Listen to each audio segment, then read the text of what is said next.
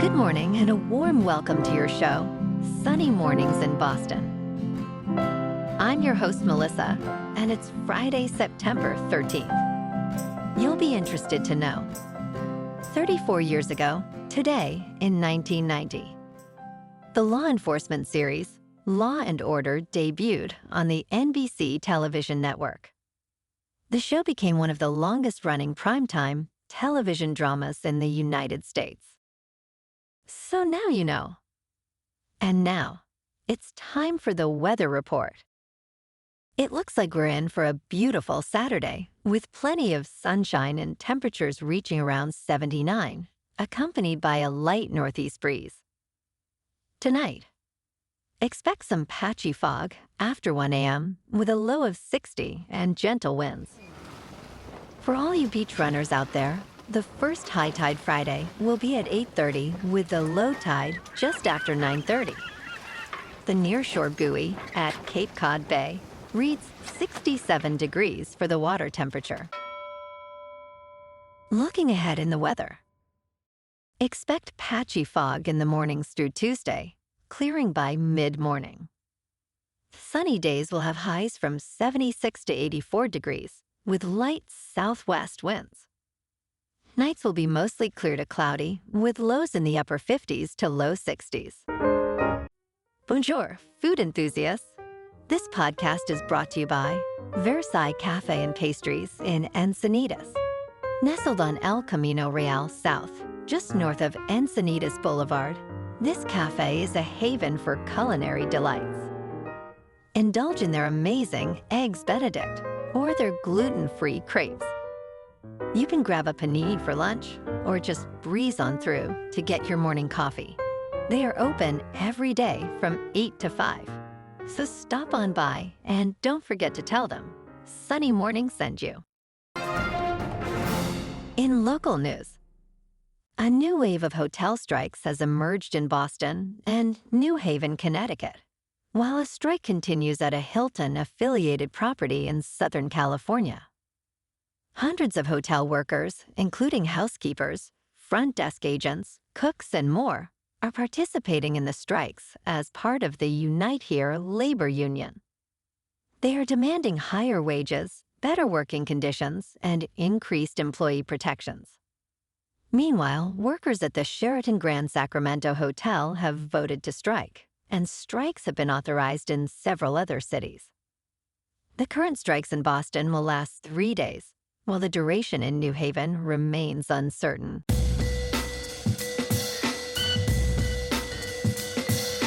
Now on to sports.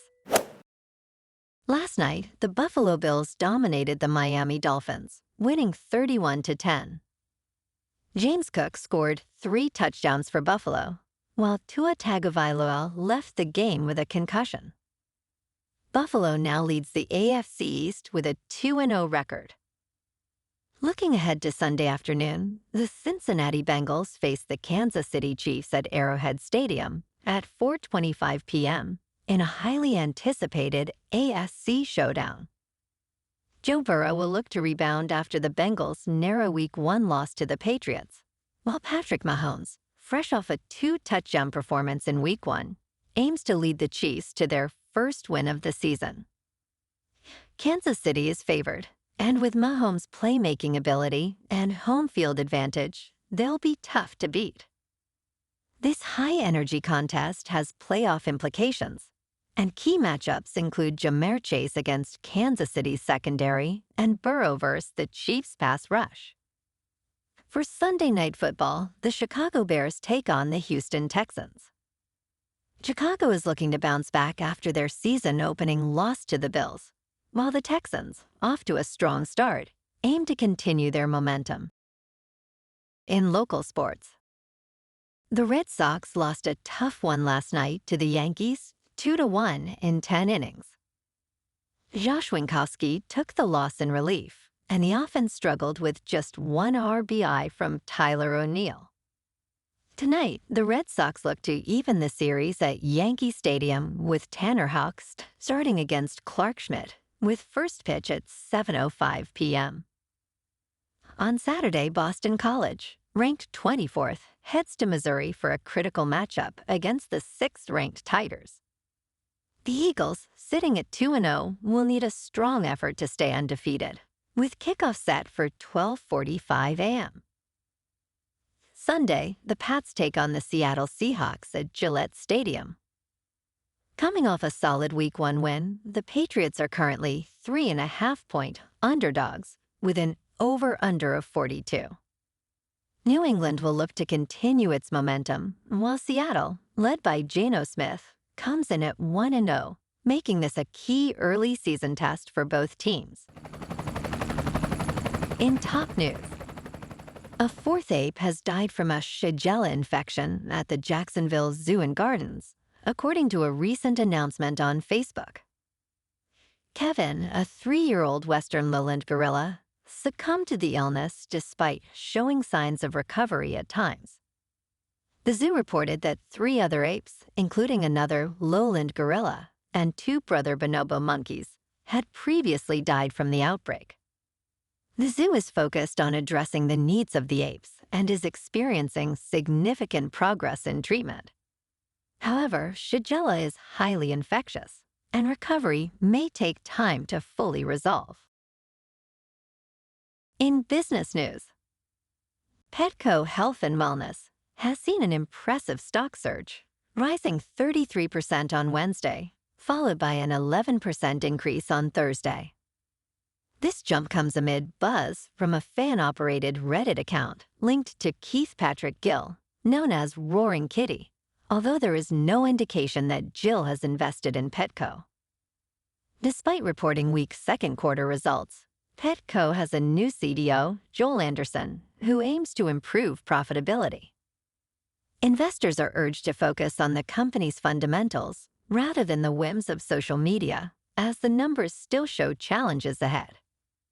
In crypto movement, Bitcoin is just under $57,900.